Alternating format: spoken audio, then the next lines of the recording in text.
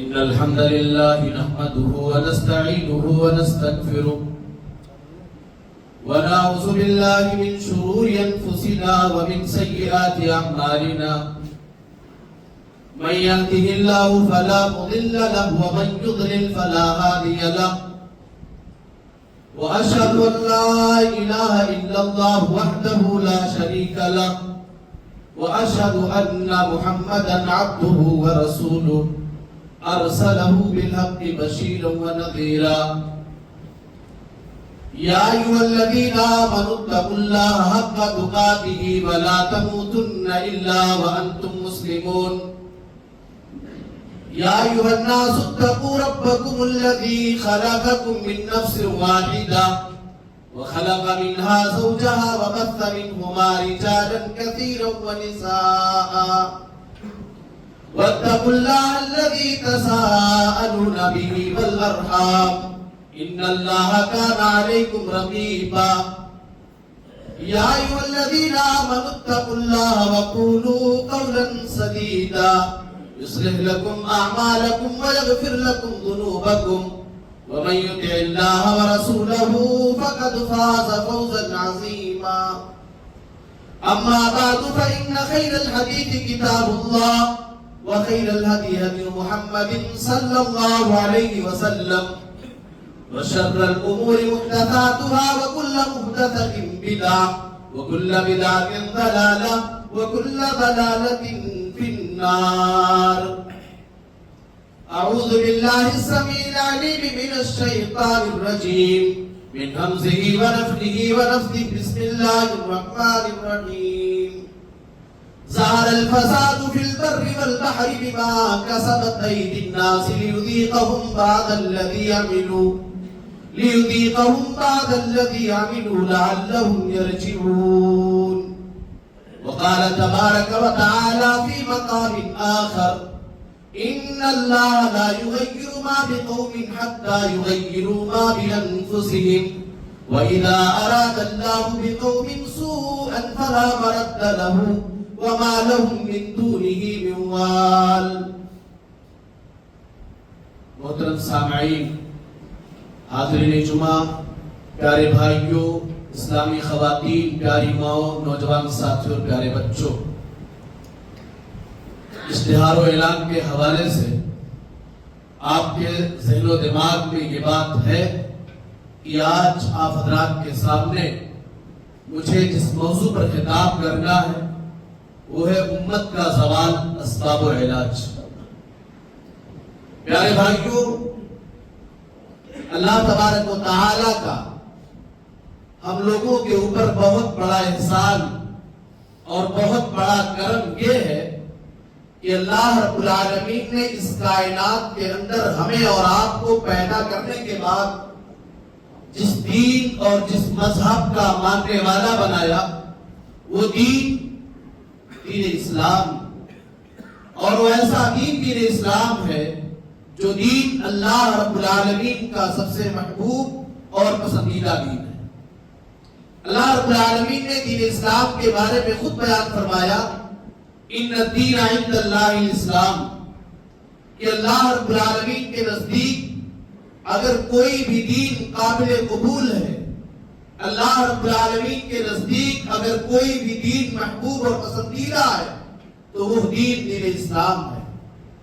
ایک اور مقام پہ اللہ تبارک و تعالی نے بیان فرمایا وَمَن يَبْتَغِ غَيْرَ الْإِسْلَامِ دِينًا فَلَن يُقْبَلَ مِنْهُ وَهُوَ فِي الْآخِرَةِ مِنَ الْخَاسِرِينَ، کہ اسلام کو چھوڑ کر کے اگر کوئی دوسرا دین، اسلام کو چھوڑ کر کے اگر کوئی دوسرا دھرم اور کوئی دوسرا مذہب اختیار کرے گا فَلَن يُقْبَلَ مِنْهُ، تو اس کے اس دین کو، اس کے اس مذہب کو قبول نہیں کیا جائے گا، اللہ کے ایکسپٹ نہیں کیا جائے گا.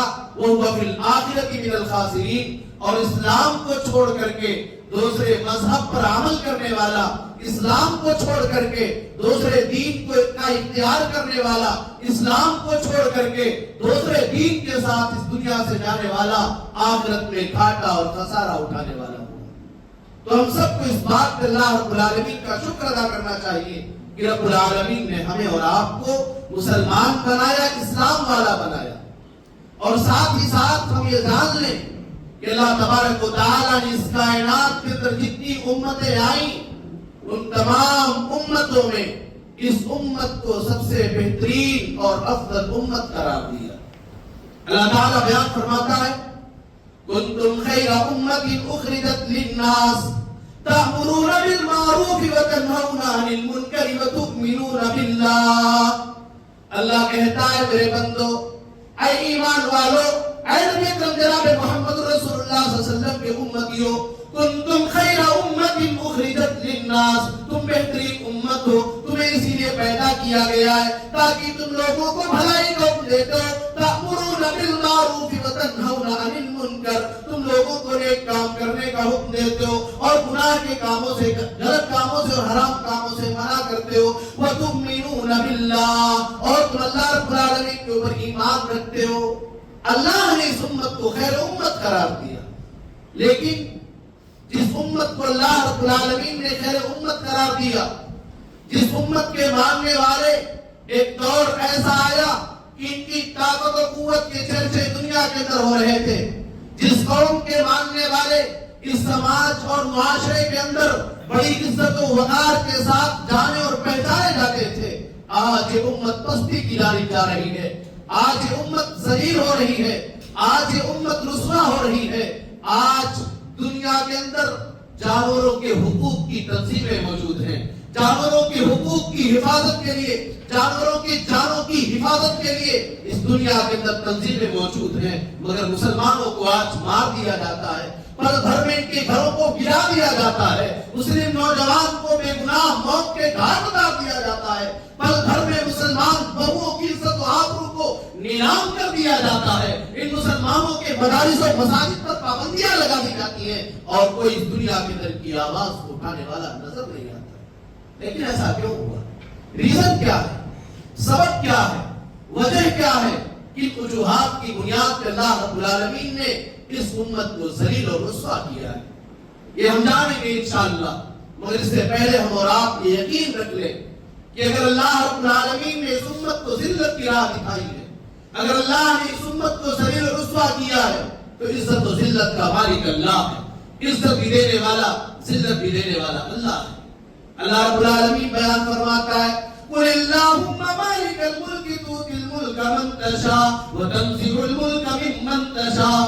اللہ کہتا ہے اے نبی صلی اللہ علیہ وسلم آپ اعلان کر دیجئے اے اللہ بادشاہ کا مالک تو ہے، قُلِ اللَّهُمَّ مَالِكَ الْمُلْكِ تُؤْتِي الْمُلْكَ مَن تَشَاءُ، اے اللہ جسے چاہتا ہے تجھے سلطنت عطا کر دیتا ہے، اے اللہ تو جسے چاہتا ہے اسے بادشاہ بنا دیتا ہے، اے اللہ تو جسے چاہتا ہے اسے کرسی دے دیتا ہے، وَتَنزِعُ الْمُلْكَ مِمَّن تَشَاءُ، اور جسے چاہتا ہے اس سے عہدے کو، اس کی عزت و وقار کو چھین لیتا ہے۔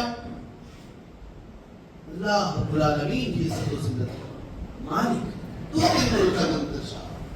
اللہ کہتا ہے وَتُعِزُّ مَن تَشَاءُ وَتُذِلُّ مَن تَشَاءُ، اے اللہ تو جسے چاہتا ہے عزت دیتا ہے اور جسے چاہتا ہے تو ذلیل کر دیا کرتا ہے، تو عزت و ذلت کا مالک اللہ ہے۔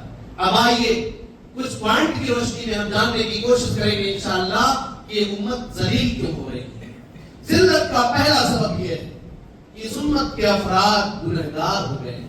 یہ جو مصیبت ہے، یہ جو پریشانیاں اور ہمارے اوپر جو مشکل راہ نظر آ رہی ہے، یہ ہمارے گناہوں کا نتیجہ ہے۔ اللہ تعالیٰ بیان فرماتا ہے وَمَا أَصَابَكُم مِّن مُّصِيبَةٍ فَبِمَا كَسَبَتْ أَيْدِيكُمْ وَيَعْفُو عَن كَثِيرٍ۔ اے میرے بندو، تمہارے اوپر جو بھی مصیبتیں آ رہی ہیں، تمہارے اوپر جو بھی تکلیفیں آ رہی ہیں، جو پریشانیاں تمہارے اوپر آ رہی ہیں، وَمَا أَصَابَكُم مِّن مُّصِيبَةٍ فَبِمَا كَسَبَتْ أَيْدِيكُمْ، یہ تمہارے ہاتھوں کی کمائی ہے، یہ تمہارے کالے کرتوت ہے، وَيَعْفُو عَن كَثِيرٍ، اللہ تبارک و تعالیٰ تو تمہارے بہت سے گناہوں کو مٹا دیا کرتا ہے۔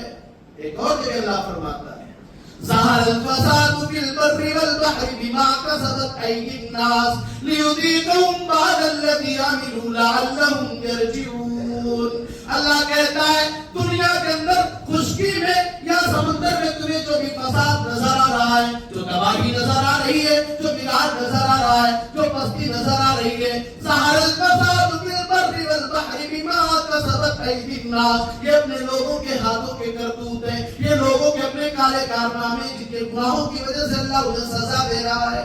اور اللہ ایسا کیوں کرتا ہے؟ لِيُذِيقَهُمْ بَعْضَ الَّذِي عَمِلُوا لَعَلَّهُمْ يَرْجِعُونَ. اللہ ایسا اس لیے کرتا ہے بندہ جس نے گناہ کا کام کر لیا ہے, جس نے اللہ کو ناراض کر لیا ہے, جس نے اللہ کو ناراض کر دیا اور اللہ کے غضب کا مستحق اپنے آپ کو ٹھہرا دیا ہے, یہ بندے اللہ کے سامنے آ جائیں اور اپنے گناہوں سے معافی مانگ لیں, توبہ کر لیں, اپنے گناہوں کی معافی مانگیں اور اللہ کی دین سے اپنے آپ کو جوڑ لیں. اللہ سے اپنے رشتے کو مضبوط کر لیں تاکہ اللہ تعالیٰ کے گناہوں کو معاف کر دے. تو پہلا سبب یہ ہے کہ انسانوں نے گناہ کیا ہے اور گناہ کی بنیاد پہ یہ حالات ان کے اوپر آئے. اللہ نے فرمایا, اللہ کا ایک اصول ہے, اللہ بتا رہا ہے, ان اللہ لا یغیر ما بقوم حتی یغیروا ما بانفسہم. اللہ تبارک و تعالی کسی قوم کے حالات کو تب تک نہیں بدلتا ہے جب تک کہ لوگ اپنے حالات کو خود نہ بدل لیں. وَإِذَا أَرَادَ اللَّهُ بِقَوْمٍ سُوءًا فَلَا مَرَدَّ لَهُ. اور اللہ تعالیٰ اگر کسی قوم کے ساتھ برائی کا ارادہ کر لیتا ہے, اگر اللہ کسی قوم کو برباد کرنا چاہتا ہے, کوئی ایسی طاقت اور پاور نہیں جو اللہ کو اس کے اس مقصد سے روک لے. وَمَا لَهُم مِّن دُونِهِ مِن وَالٍ. لوگوں کے اللہ کے علاوہ کوئی نگہبان نہیں, کوئی معاون اور مددگار نہیں. شاعر نے اسی کی ترجمانی کی اور کہا, گواہ دی ہم نے جو اسلاف سے میراث پائی تھی, گواہ دی ہم نے جو اسلاف سے میراث پائی تھی, سریا سے زمین پہ آسمان نے ہم کو دے مارا. یہ جو حالات ہیں, یہ جو ذلت ہے, یہ جو پستی ہے, یہ جو تباہی ہے, یہ جو بربادی ہے, یہ ہمارے اپنوں کے کالے کارنامے ہیں جس کی وجہ سے اللہ نے ہمارے اوپر یہ حالات کر دیے. تو پہلا سبب یہ ہوا کہ ہم نے گناہ بہت زیادہ کر لیا. دوسرا سبب یہ کہ انسان یا مسلمان اس نے اپنی زندگی کے مقصد کو دنیا سمجھ لیا ہے. دنیا کی کامیابی اور دنیا کے اندر ترقی یہ اپنی زندگی کا مقصد سمجھا ہے. آخرت کا احساس نہیں, عذاب قبر و جہنم کا خوف نہیں, آخرت کے دن میدان محشر کی ہولناکیوں کا ڈر اور اس کا خوف انسان کے ذہن و دماغ کے اندر سے نکل چکا ہے. مسلمان اس کا شب و روز دنیا دنیا اور صرف دنیا کے لیے ہے. یہ شام کو جب بستر پہ سونے جاتا ہے تو دنیا کی فکر لے کر کے سونے جاتا ہے, اور جب صبح اٹھتا ہے تو دنیا کے لیے اٹھتا ہے. حالانکہ میرا رب قرآن میں بیان فرما رہا ہے, وَمَا الْحَيَاةُ الدُّنْيَا إِلَّا مَتَاعُ الْغُرُورِ. اے میرے بندو, یہ دنیا کی زندگی دھوکے کا نام ہے. یہ دنیا محض دھوکا ہے. تم کچھ بھی کر کے جاؤ, کتنی محنت کر لو, کتنی دولت کما لو, کتنی پراپرٹی بنا لو, زمین و جائیداد کی بھرمار ہو جائے, دنیا کے اندر تمہاری دولت اور شہرت کے چرچے ہو جائیں, لیکن جب مرو گے اگر تمہارے کھاتے میں نیکیاں نہیں ہیں, اگر تم نے آخرت کی تیاری نہیں کی ہے, اگر اللہ کے سامنے اپنی پیشانی کو جھکایا نہیں ہے, اگر غریبوں کی مدد نہیں کی ہے, اگر بیماروں کی بیمار پرسی نہیں کی ہے, اگر پڑوسیوں کے حقوق کو نہیں ادا کیا ہے, اگر اللہ کے حقوق کی ادائیگی کے ساتھ ساتھ بندوں کے حقوق کو تم نے صحیح طریقے سے ادا نہ کیا, تو شاید کر اللہ کے یہاں کامیابی تمہیں نہ ملے. میرے پیارے بھائی آپ توبہ کریں. اللہ تعالیٰ نے اللہ کے نبی جناب محمد رسول اللہ صلی اللہ علیہ وسلم نے اسی خوف اور اسی خدشے کا اظہار اپنی امت کے سامنے کیا تھا. آپ نے فرمایا, مل فقر اخشى علیکم ولکن اخشى علیکم ان تبسط علیکم الدنیا کما بسطت علی من کان قبلکم فتہلککم کما اہلکتہم. اے میرے صحابہ, مجھے اس بات کا ڈر نہیں ہے تم غریب ہو جاؤ گے, تم مسکین ہو جاؤ گے, تم محتاج ہو جاؤ گے, ولیکن اخشى علیکم ان تبسط علیکم الدنیا. لیکن اے میرے صحابہ, مجھے ڈر اس بات کا ہے, مجھے خوف اس بات کا ہے, دنیا کو تمہارے سامنے خوبصورت بنا دیا جائے, دنیا کے اندر تمہارے لیے اٹریکشن ڈال دی جائے, دنیا کو تمہارے لیے اٹریکٹیو کر دیا جائے, دنیا کو تمہارے لیے خوبصورت بنا دیا جائے. ان تبسط علیکم الدنیا وتہلککم کما اہلکتہم. اور یہ دنیا تمہیں ایسے ہی ہلاک و برباد کر دے جیسے تم سے پہلے کے لوگوں کو دنیا نے برباد کر دیا. آج یہ دور آ چکا ہے, انسان دنیا دار بن چکا ہے. اور آگے بڑھیے, اللہ کے نبی جناب محمد رسول اللہ صلی اللہ علیہ وسلم نے بیان فرمایا, لِكُلِّ أُمَّةٍ فِتْنَةٌ وَفِتْنَةُ أُمَّتِي الْمَالُ. ہر امت کا کوئی نہ کوئی فتنہ رہا ہے, میری امت کا فتنہ یہ مال ہے. مال اس امت کا فتنہ ہے. اسی لیے اللہ کے نبی صلی اللہ علیہ وسلم نے بیان فرمایا, یأتی علی الناس زمان لا یبالی المرء من أین أخذ المال. لوگوں کے اوپر ایک ایسا زمانہ آئے گا, ایک ایسا دور آئے گا زندگی کا مقصد مال کمانا ہوگا، جس میں انسان کی پوری کوشش صرف مال اکٹھا کرنے کے لیے ہوگی. لا یبالی المرء من این اخذ المال، انسان کو اس بات کی پرواہ نہیں ہوگی اس نے مال کو کہاں سے کمایا ہے، حلال طریقے سے کمایا یا حرام طریقے سے کمایا، اس بات کی پرواہ کیے بغیر وہ صرف مال کمانے کا حریص بن جائے گا. میرے پیارے ساتھیوں، صحیح بخاری کی اس روایت پر اپنی نگاہ کو ڈال لو. اللہ کے نبی جناب محمد رسول اللہ صلی اللہ علیہ وسلم نے بیان فرمایا، تیساب الدیناری والدرہمی والخمیستی والقطیفتی. اللہ کے نبی فرماتے ہیں درہم و دینار کا بندہ، برانڈڈ لباس کا بندہ، کالی اور ریشمی کپڑوں کا بندہ برباد ہو گیا. ان کو دیا رضیا وَإِن لَمْ يُؤْتَ لَمْ يَرْضَى. اگر اسے دولت ملی، اگر اسے پیسہ ملا، اگر اسے اچھے کپڑے ملے، اگر اللہ نے اسے دنیا کے اندر خوشیاں دی تب تو راضی رہا. وَإِن لَمْ يُؤْتَ لَمْ يَرْضَى. لیکن اگر اللہ نے اسے دولت نہیں دی، اللہ نے اسے عزت نہیں دی، اللہ نے اسے وقار نہیں دیا، اللہ نے اسے مشہور نہیں کیا، وہ اللہ کی ذات سے راضی نہ ہوا، وہ ناشکری کرتا رہا، وہ اللہ سے شکایتیں کرتا رہا، وہ کہتا رہا میری دنیا کی زندگی برباد ہو رہی ہے. میرے پیارے بھائیوں، تو اللہ رب العالمین کے اصول سے جب ہٹیں گے ہم دنیا دار بن جائیں گے، ہم اللہ کو بھول جائیں گے، اللہ ہمیں ذلیل و رسوا کر دے گا. اور ہم یہ سمجھ رہے ہیں میرے بھائیوں، دنیا کی خوشیاں نہ تو پرماننٹ ہیں اور نہ ہی دنیا کی پریشانیاں پرماننٹ ہیں. اللہ تعالیٰ بیان فرماتا ہے بل تؤثرون الحیات الدنیا والآخرۃ خیر وابقی. اے میرے بندو، تم دنیا کو ترجیح دیتے ہو، حالانکہ حقیقت اور سچائی ہے کہ آخرت تمہارے لیے بہتر ہے. لیکن یہاں یہ سمجھ لیں، وہ یہ نہ سمجھے کہ اسلام دنیا کمانے کے خلاف نہیں. اللہ فرماتا ہے وَابْتَغِ فِيمَا آتَاكَ اللَّهُ الدَّارَ الْآخِرَةَ وَلَا تَنْسَ نَصِيبَكَ مِنَ الدُّنْيَا. ان کاموں کو کرتے رہو جن کاموں میں اللہ نے تمہارے آخرت کی بھلائی اور کامیابی کے راز کو لکھ رکھا ہے. محنت کرتے رہو، صدقات و خیرات کرو، نیکیاں کرتے رہو، اللہ کی راہ میں اپنی دولت کو، اپنے دل کو کھول کر کے خرچ کرو. اور اس کے بعد کہتا اللہ وَلَا تَنْسَ نَصِيبَكَ مِنَ الدُّنْيَا، دنیا کے اندر تمہارا جو حصہ ہے اس حصے کو بھول نہ جاؤ. میرے پیارے بھائیوں، ہم دنیا کے لیے پریشان نہ رہے، ہم دنیا کے لیے برباد نہ رہے. آج کا یہ مسلمان اپنی دکان کو بند کر کے اللہ کی عبادت کے لیے نہیں آئے گا. کاہے؟ کوئی کسٹمر آ سکتا ہے، ہمارا کوئی گراہک آ سکتا ہے، ہمارا نقصان ہو جائے گا.